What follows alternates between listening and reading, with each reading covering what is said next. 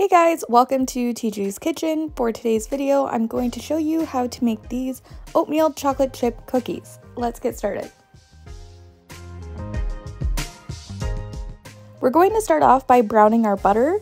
This is optional. I just never skip this step. I definitely do not think that brown butter is overrated.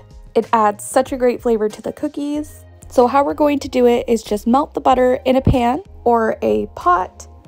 Let it completely melt, and then it's going to get nice and foamy like this. And you're just going to keep it on a medium heat until it starts to brown.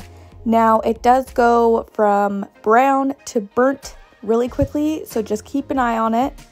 Once you see little brown bits floating up to the top, take it off the heat and let it cool completely before adding it to the sugar. You don't want to melt any sugar, so I like to make sure my brown butter is at room temperature before using it.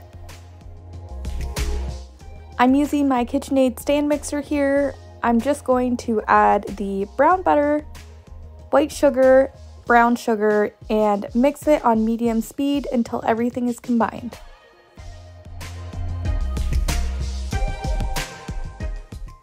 Next, I'm adding in the vanilla. I always eyeball it.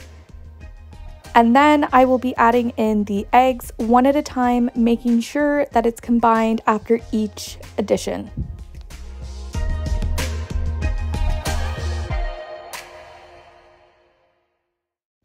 After, I will be adding in all of my dry ingredients. So I have the flour, baking soda, salt, and a little bit of cinnamon. Mixing until just combined. You don't want to overmix here.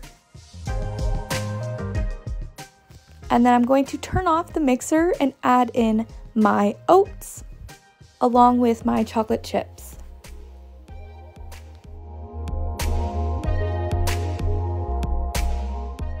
Once my batter is all ready to go, I always freeze my cookie dough. This is such a great way to store your cookies.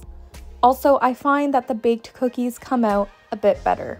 So I just have a baking sheet lined with parchment paper, and I will be using my medium portion scoop here just to scoop out even amounts of cookie dough.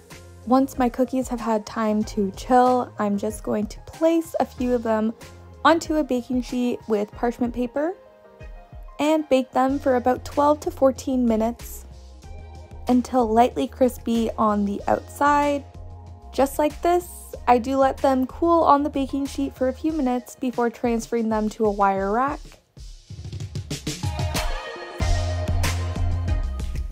And that is it. I hope you enjoyed this video. If you did, then give it a thumbs up and subscribe to TJ's Kitchen. I will see you in my next video. Thanks for watching. Bye.